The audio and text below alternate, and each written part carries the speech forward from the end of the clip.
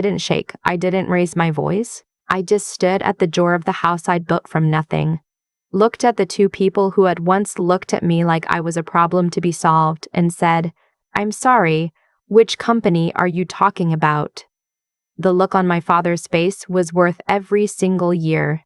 But I'm getting ahead of myself. I was 19 when my parents sat me down at the kitchen table in our house in Columbus and told me I had two choices: take over the family auto parts business, Hargrove and Sons, which had been my grandfather's, then my father's, and was apparently now supposed to be mine regardless of what I actually wanted, or leave and take nothing with me. No college fund, no help, no name attached to anything they owned. I'd just been accepted into the mechanical engineering program at the University of Michigan on a partial merit scholarship. I needed them to co-sign a private loan to cover the rest, $32,000. I'd already done the math on repayment. I'd already mapped out every summer internship I'd apply for. I had a plan down to the month. My father pushed the loan paperwork across the table toward himself, away from me, and said, "This is not what this family does." My mother said nothing. She folded her hands in her lap and looked at the centerpiece, a ceramic bowl of fake fruit she'd had since before I was born, like it was the most interesting thing in the room. I sat there for a long moment. I thought about asking again. I thought about crying, about begging, about telling them what this meant to me and how long I'd worked for it. I'd already tried all of that the week before, when the acceptance letter came. It hadn't moved them, so I said, "Okay," pushed my chair back and went upstairs to pack. I took 2 duffel bags, clothes, my laptop, my sketchbooks, the small savings account I'd built from 2 years of working weekends at a hardware store, $4,211. I called my friend Jess from high school, who was already living in an apartment near Ohio State with a roommate who was leaving at the end of the month. She said I could take the room. I didn't say goodbye to my parents when I walked out. Not because I was being dramatic. I just didn't have anything left to say. The scholarship was partial. The gap was real. I deferred enrollment for a year, worked 2 jobs, cashier at a grocery store during the day, data entry for a logistics company at night, and applied for every grant and loan I could find on my own. A federal student loan, a state grant, a small private scholarship from an engineering foundation I found at 1 a.m. on a Tuesday while eating cereal over my keyboard. I got it. $800. I cried over $800 like it was $1 million. I started Michigan the following fall. I was 20, a year behind where I planned, living in the cheapest off-campus housing I could find, eating a lot of rice and eggs and canned soup. I had a part-time job in the engineering lab doing equipment maintenance. I did not go home for Thanksgiving. I did not go home for Thanksgiving. I did not go home for Christmas. I told myself it was because of money and schedules, which was partly true. The other part was that I didn't know how to sit at that table anymore.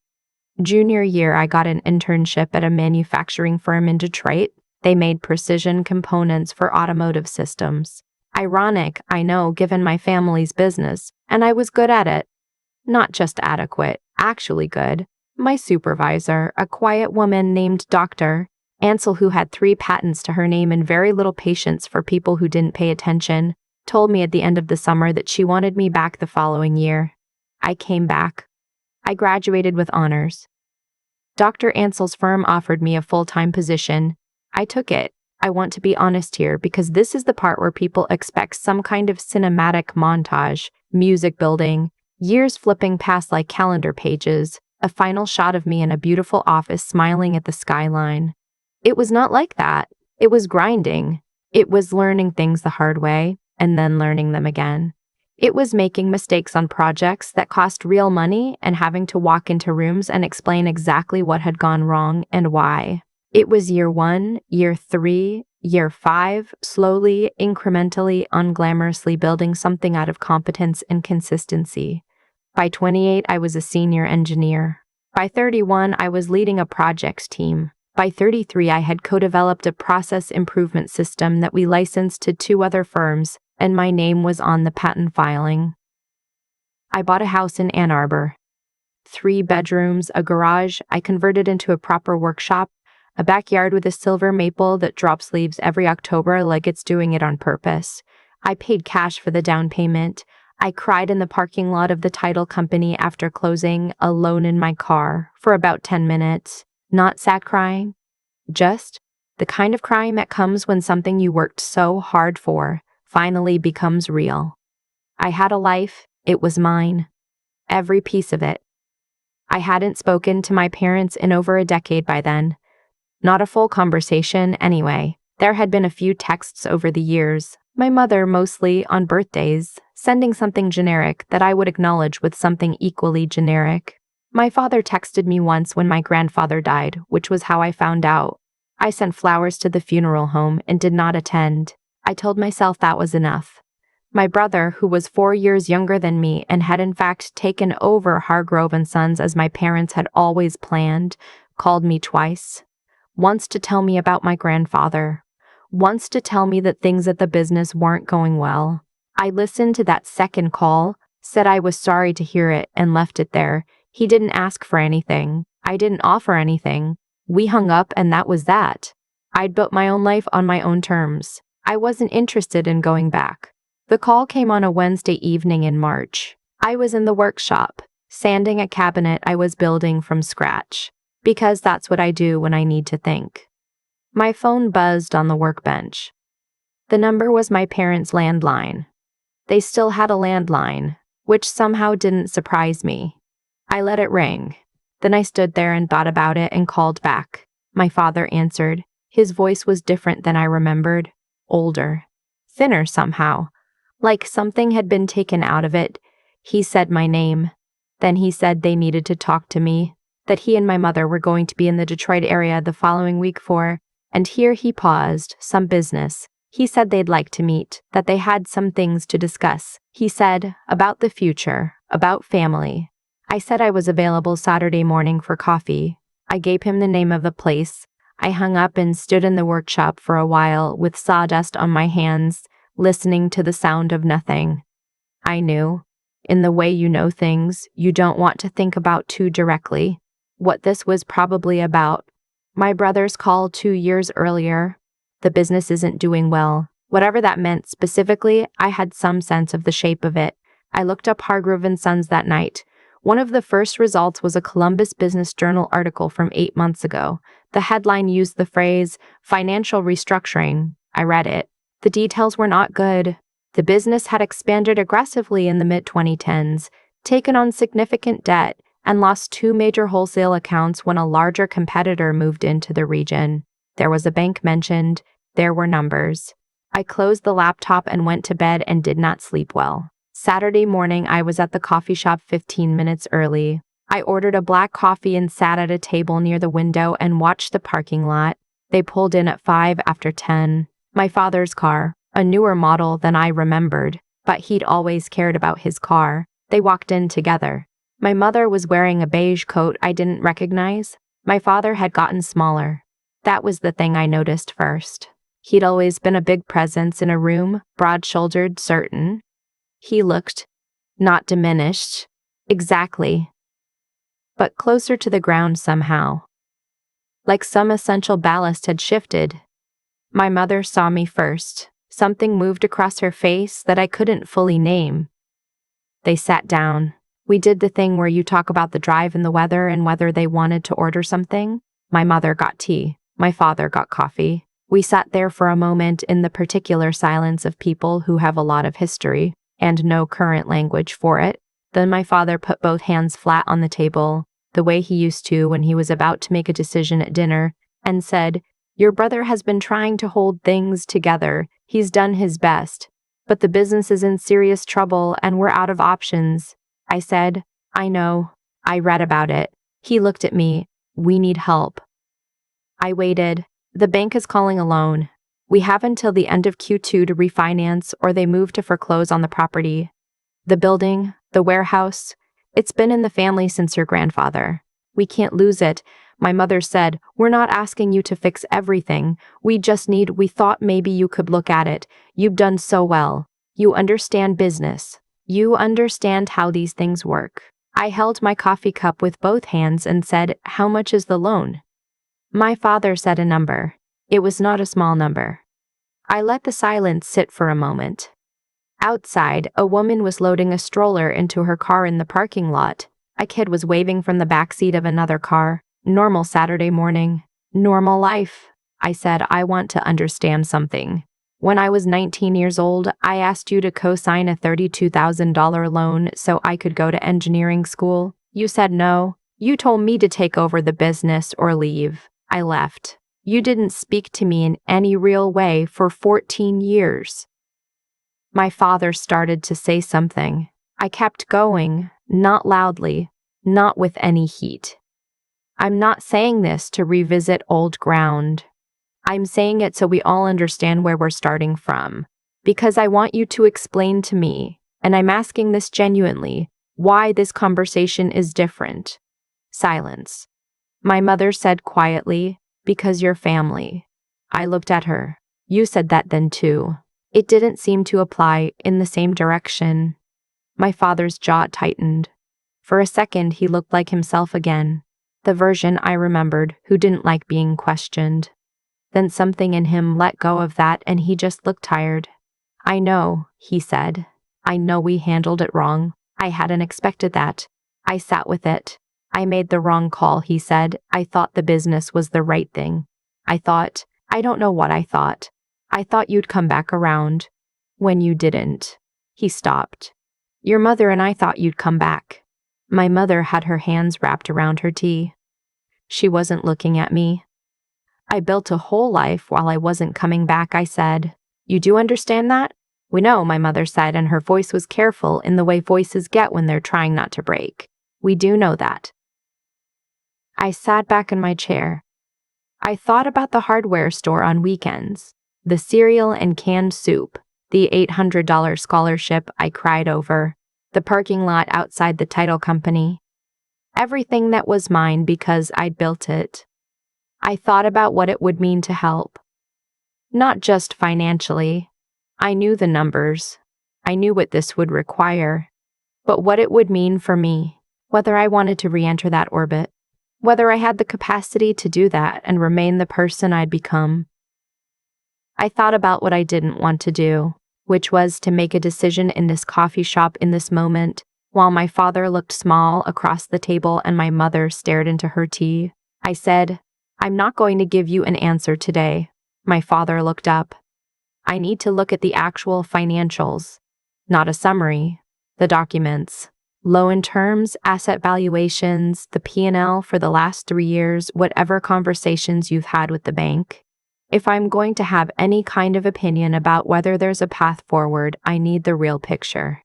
He nodded slowly, and I need to talk to my brother directly, not through you. Another nod. And I want to be clear about one thing. I set down my cup. Whatever I decide, it's my decision. Based on what makes sense and what I'm willing to do. Not based on obligation. Not based on obligation.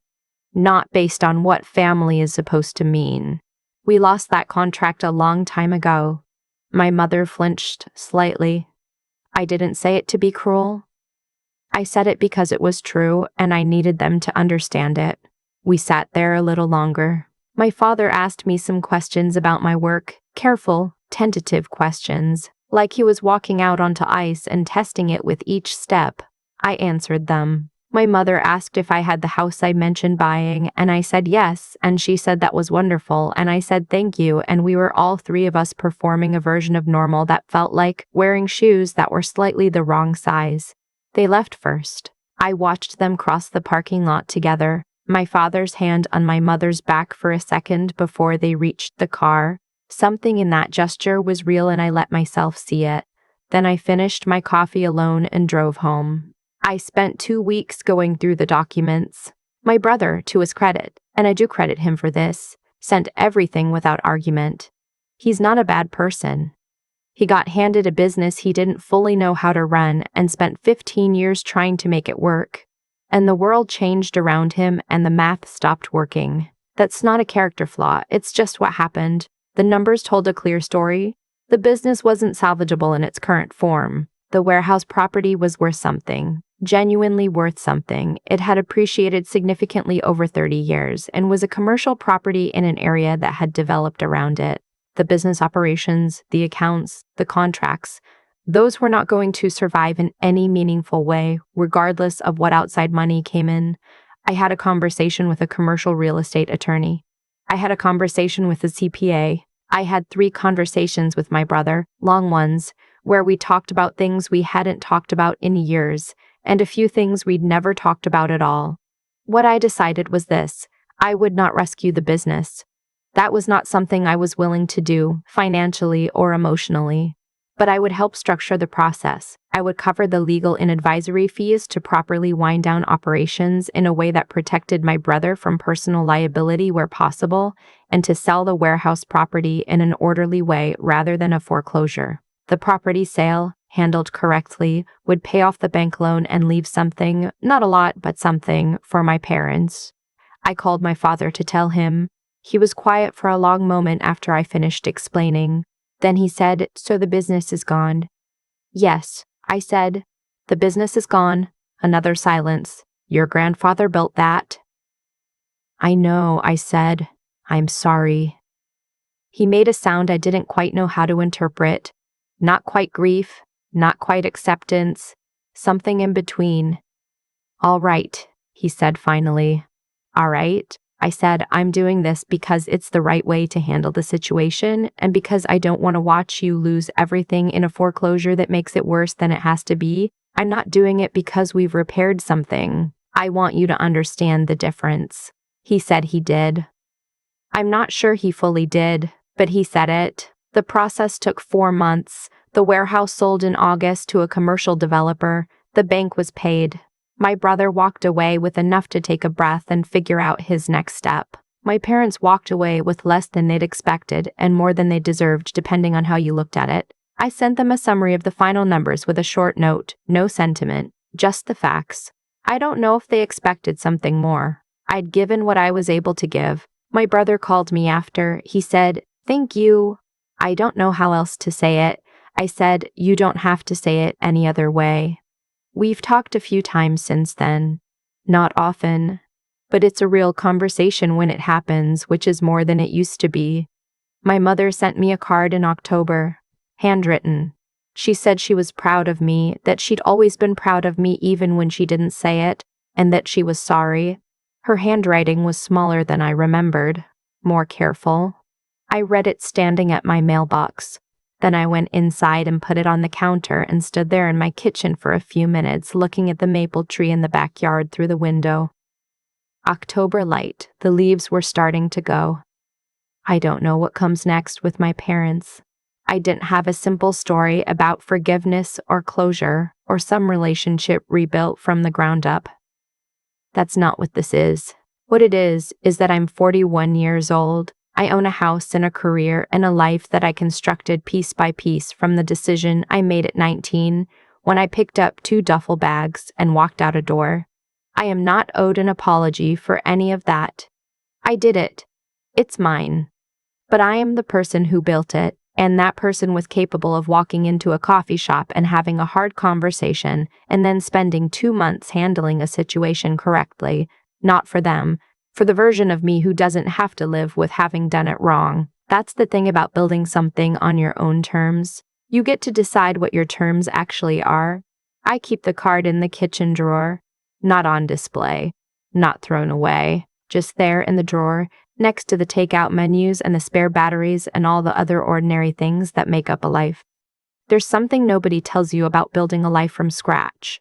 The hardest part isn't the poverty, it's the silence. The years when no one from your old life calls, and you have to decide whether that silence means you failed or whether it means you finally got to choose who you are without anyone else's blueprint in the way. I think about the night I found that $800 scholarship at 1 a.m, cereal going soggy on my desk, and I cried like it was a fortune. In a way, it was. Not because of what it bought, it covered maybe 2 weeks of tuition, but because I had found it myself, applied for it myself, and earned it myself.